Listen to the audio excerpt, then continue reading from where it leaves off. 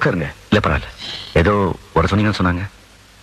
அது இல்ல, பம்பாயில மாணிக்கம் எனக்கு ஒரு பழைய ஃப்ரெண்ட் இருந்தாரு.